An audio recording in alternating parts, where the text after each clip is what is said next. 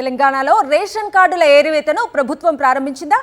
అర్హత లేని లబ్ధిదారుల లెక్కలు తీసే పనిలో పడిందా? త్వరలోనే వేల సంఖ్యలో రేషన్ కార్డుల సంఖ్య తగ్గనుందా? ఇప్పటికే జిల్లాలో ఈ ప్రక్రియ మొదలైందా అంటే అవుననే సమాధానం వినిపిస్తోంది. అర్హత లేని రేషన్ కార్డులను తొలగించే ప్రక్రియను తెలంగాణ రాష్ట్ర ప్రభుత్వం ప్రారంభించింది. ప్రజా పంపిణీ వ్యవస్థను మరింత పారదర్శకంగా మార్చడం, నిజమైన పేదలకు మాత్రమే ప్రయోజనం అందేలా చేయటమే ఈ చర్యల ప్రధాన ఉద్దేశమని అధికారులు చెబుతున్నారు.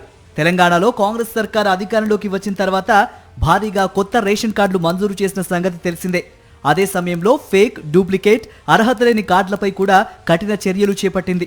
కాంగ్రెస్ సర్కార్ అధికారంలోకి వచ్చిన తర్వాత అంటే 2023 డిసెంబర్ తర్వాత నుంచి ఇప్పటి వరకు సుమారు 7.95 లక్షల కొత్త రేషన్ కార్డులు జారీ చేసినట్లు పౌర సరఫరాల శాఖ వర్గాలు వెల్లడించాయి.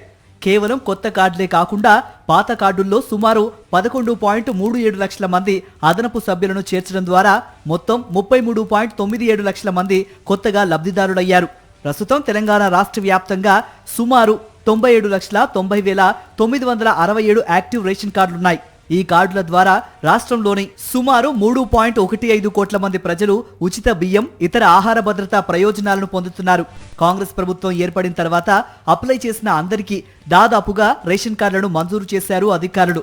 వీటిలో అర్హత లేని కార్డులు ఉన్నట్టు గుర్తించిన అధికారులు వాటిని తొలగించాలని తాజాగా నిర్ణయించారు. ఆధార్ ఆధారిత ఈకేవైసీ పరిశీలనలో అర్హత లేని, డూప్లికేట్, ఫేక్ రేషన్ కార్డులు పెద్ద సంఖ్యలో ఉన్నట్లు గుర్తించారు. ప్రభుత్వ ఉద్యోగులు, అధిక ఆదాయం ఉన్న కుటుంబాలు, ఒకే వ్యక్తి పేరుతో 2 కార్డులు, ఇతర రాష్ట్రాలకు వలస వెళ్లిన వారి కార్డులు వంటి పలు అంశాలు ఈ శుద్ధి ప్రక్రియలో బయటపడినట్లు అధికారులు చెబుతున్నారు. అర్హులైన పేదలకు రేషన్ మరింత సులభంగా అందించడమే లక్ష్యమని, కార్డుల తొలగింపు కార్యక్రమం వల్ల నిజమైన లబ్ధిదారులకు ఎలాంటి ఇబ్బంది ఉండదని పౌర సరఫరాల శాఖ స్పష్టం చేసింది.